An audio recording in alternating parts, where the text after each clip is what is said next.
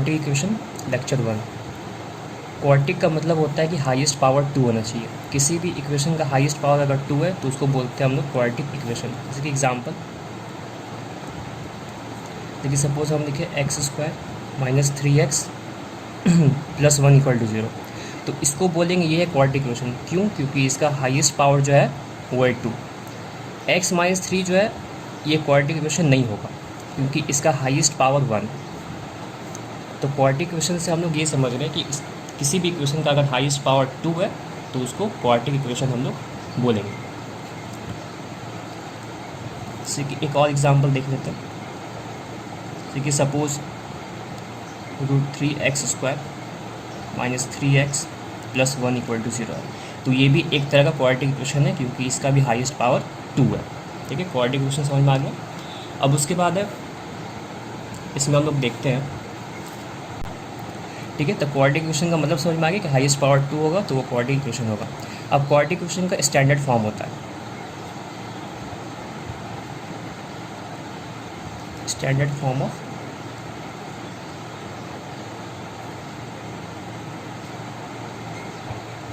Quadratic equation. इसका standard form होता है ax² plus bx plus c equal to 0। ये है इसका स्टैंडर्ड फॉर्म। अगर इस फॉर्म में कोई भी इक्वेशन है तो उसको हम लोग बोलेंगे क्वाड्रेटिक इक्वेशन। ठीक है, अब उसके बाद हम लोग आते हैं कि हम लोग को चेक करना होता है कि कोई इक्वेशन क्वाड्रेटिक है या फिर नहीं है। जैसे कि एक एग्जांपल देते हैं। जैसे कि x प्लस 1 का whole square equal to 2x minus 3। तो इसको चेक करना है कि क्वाड्रेटिक इक्वेशन ये है या नहीं। इसको चेक कैसे करेंगे? पहले इसको सॉल्व करना पड़ेगा। इसको सॉल्व करते हैं, यहाँ पर हमको लगाना पड़ेगा a प्लस b का whole square, a² plus b² plus 2ab। यहाँ पे मल्टीप्लाई होगा 2 दोनों से, x और माइनस 3 से भी, तो 2x और माइनस 6। यहाँ हो गया x² plus 1 plus 2x equal to 2x minus 6। अब इस पार्ट को हम इधर लेकर आ जाएंगे। x² प्लस 1 प्लस 2x, ये प्लस 2x है, माइनस 2x हो जाएगा, माइनस x है, प्लस x हो जाएगा और यहाँ बच जाएगा 0। 2x माइनस 2x ये कट गया, यहाँ बच गया x² 1 प्लस 6 7। तो ये क्वाड्रेटिक इक्वेशन मेरा है क्योंकि इसका भी हाईएस्ट पावर मेरा 2 आ रहा है। तो हाईएस्ट पावर जिस भी इक्वेशन का 2 होगा वो क्वाड्रेटिक इक्वेशन मेरा होगा। ठीक है, तो ये क्वाड्रेटिक इक्वेशन हो गया। अब इसको हम कंपेयर करेंगे स्टैंडर्ड फॉर्म से। देखते हैं स्टैंडर्ड फॉर्म से कंपेयर हो रहा है कि नहीं, क्योंकि क्वाड्रेटिक इक्वेशन का स्टैंडर्ड फॉर्म होता है ये। तो अगर इससे ये मैच किया तो ये क्वाड्रेटिक इक्वेशन होगा। तो यहाँ पर अगर हम कंपेयर करते हैं तो देखते हैं कि a का वैल्यू जो है वो यहाँ पे 1 है, कोफिशिएंट x² का। उसके बाद bx, तो x का यहाँ पे कोई भी टर्म नहीं है तो इसका b का वैल्यू यहाँ पे हो जाएगा 0 और c का वैल्यू हो जाएगा 7। तो यहाँ पे हम देख रहे हैं कि इस इक्वेशन से ये इक्वेशन मेरा कंपेयर हो रहा है जहाँ पे सिर्फ b 0 है, उससे कोई प्रॉब्लम नहीं है।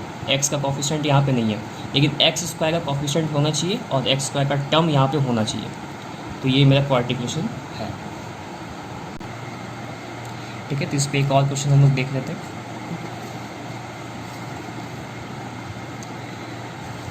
एक और एग्जाम्पल ले लें। 2x minus 1 x minus 3 equal to x plus 5 x minus 1। तो इसको भी चेक करना है कि क्वाड्रेटिक इक्वेशन है या नहीं है। इसको पहले सॉल्व कर देते हैं। तो ये 2x दोनों से मल्टीप्लाई होगा, 2x² 2x into minus 3 minus 6x, minus 1 दोनों से मल्टीप्लाई होगा, minus 1 into x minus x, minus 1 into minus 3 plus 3। यहाँ भी वही चीज़, x into x x², x into minus 1 minus x, 5 into x 5x और प्लस 5 इंटू माइनस 1 माइनस 1। तो solve कर देते हैं। 2x² minus 6x minus x minus 7x plus 3 equal to x² minus x plus 5x plus 4x minus 5। अब इस part को हम इधर लेके आ जाएंगे। 2x² माइनस 7x प्लस 3, ये प्लस x² है, माइनस x² हो जाएगा, प्लस 4x है, माइनस 4x हो जाएगा, माइनस 5 है, ये प्लस 5 हो जाएगा, इक्वल टू यहाँ बच जाएगा 0। 2x² माइनस x² हो गया x² minus 7x minus 4x minus 11x plus 3 plus 5 हो गया प्लस 8। तो ये मेरा क्वाड्रेटिक इक्वेशन है, क्योंकि इसका हाईएस्ट पावर 2 है और इसको हम जनरल स्टैंडर्ड इक्वेशन से भी इसको हम कंपेयर कर लेते हैं। जिसकी स्टैंडर्ड इक्वेशन मेरा होता है ax² + bx + c = 0। तो अगर हम इसको कंपेयर करें तो देख रहे हैं कि a का जो यहाँ पे वैल्यू है वो है 1, क्योंकि x y का कॉफिशिएंट 1 है। b का वैल्यू यहाँ पे आ रहा है -11, क्योंकि x का कॉफिशिएंट -11 है। और c जो कांस्टेंट होता है इसका वैल्यू है 8। तो ये मेरा क्वाड्रेटिक इक्वेशन मेरा है, क्योंकि इसका पावर हाईएस्ट पावर 2 है और ये जनरल इक्वेशन या स्टैंडर्ड इक्वेशन को भी सेटिस्फाई कर रहा है। तो हम लोग पिछला वीडियो में देखे थे कि क्वाड्रेटिक इक्वेशन क्या होता है और उसको हम कैसे इक्वेशन से हम देख सकते हैं कौन सा क्वाड्रेटिक इक्वेशन है या नहीं है। एक और उस पर एग्जाम्पल हम लोग लेते हैं, एग्जाम्पल 2, जिसकी एक ये क्वेश्चन है x + 2 का होल क्यूब = 2x x²। इसको चेक करना है कि ये क्वाड्रेटिक इक्वेशन हमारा है या फिर नहीं है। इसको पहले ब्रेक करते हैं, ये a + b का होल क्यूब में ब्रेक होगा, a³ + b³ a³ + b³ + 3ab और a + b, और ये अंदर मल्टीप्लाई होगा 2x × x² 2x³, 2x × -1 -2x। ये हो गया x³, ये हो गया 8, ये हो गया 6x x + 2 = 2x³ -2x।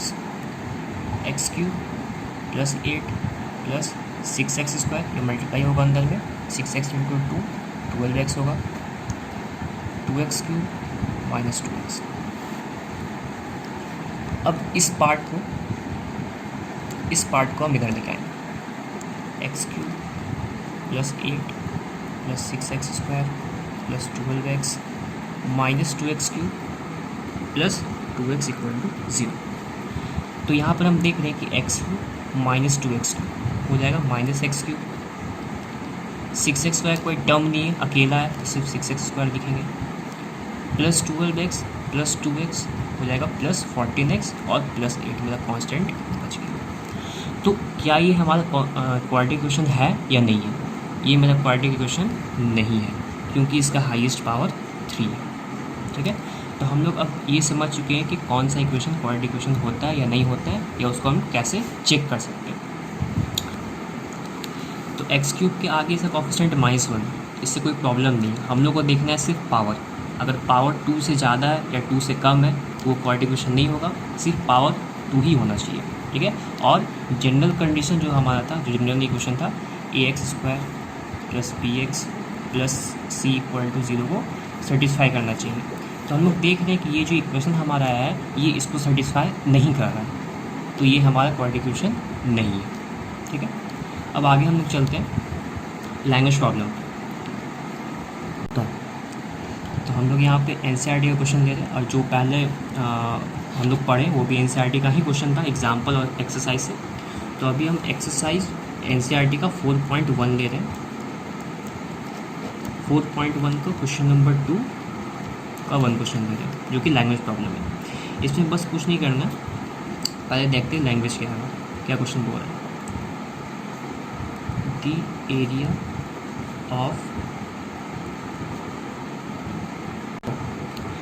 Area of rectangular plot is 528 meter square. The length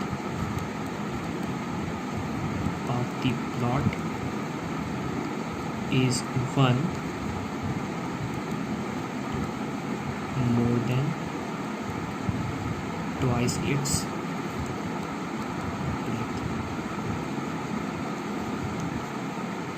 Find the length and breadth of the plot. ठीक है, तो जैसा हम लोग देख पा रहे हैं यहाँ क्वेश्चन क्या बोल रहा है कि the area of rectangular plot is 528 metre square, the length of the plot is 1 more than twice its breadth, find the area find the length and the breadth of the plot. तो इसको हम लोग बनाते हैं।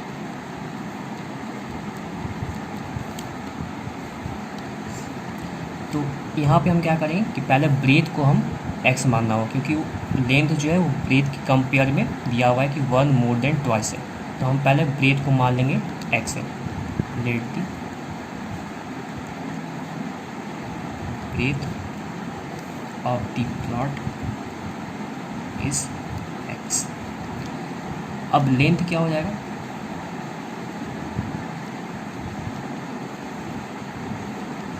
Then the length is, question में ये बोल रहा है कि length of the plot is 1 more than twice its breath.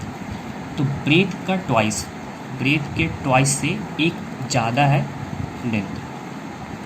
1 more than twice its breadth, breadth के ट्वाइस से एक ज़्यादा। ये हो गया मेरा लेंथ और ये हो गया मेरा ब्रेथ। तो हम लोग एरिया ऑफ रेक्टेंगल जानते हैं कि लेंथ इंटू ब्रेथ होता है। Area of